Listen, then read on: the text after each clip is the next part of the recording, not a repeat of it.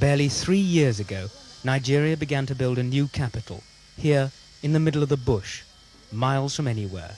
So far, nearly £2 billion worth of contracts have been awarded to build the new city in this virgin land. A sparse, barely inhabited area in the geographical middle of the country, it had scarcely seen a bicycle, let alone a bulldozer, until the construction companies moved in. But progress has been tough, and it's hard to imagine, looking from the roof of this uncompleted Sheraton hotel to the skeleton of another five-star hotel in the distance, that in between there should already be signs of hundreds of offices and thousands of houses. President Shehu Shagari's idea of moving here by September last year seems a remote dream. But there's no questioning the government's resolve to shift the entire administrative machinery here, lock, stock and foreign embassies. For whatever the cost and the chaos, the rationale for moving is generally accepted. Lagos, the capital since 1914, is fast choking on petrol fumes. Despite the billions spent on flyovers and new roads, it cannot cope with the immense urban migration. Thousands of kilometers of roads were needed to join Abuja with the rest of the federation. Thousands of houses and flats are necessary for the civil servants from the 15 ministries which will all move their headquarters to Abuja. But Nigeria wanted more than a functional capital. It wanted a spectacular capital.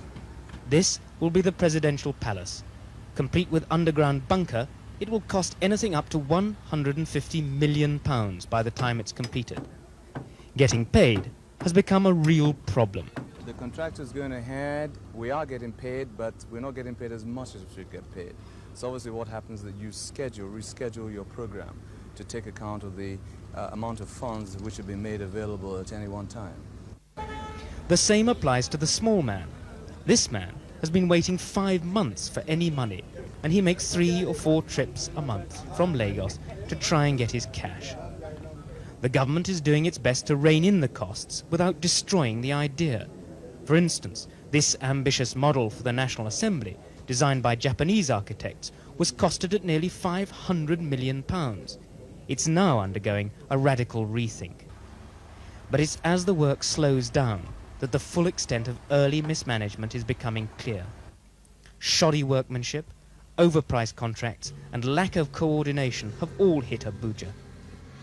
It's hard to believe, looking at the state of Abuja today, that the bush behind me will one day become a bustling new capital city with a population of more than 1 million people. But this government has continually repeated its determination to carry on with the project just as quickly as the cash will allow. The rest will probably depend on the world oil market. This is Mark Webster, ITN, in Abuja, Nigeria.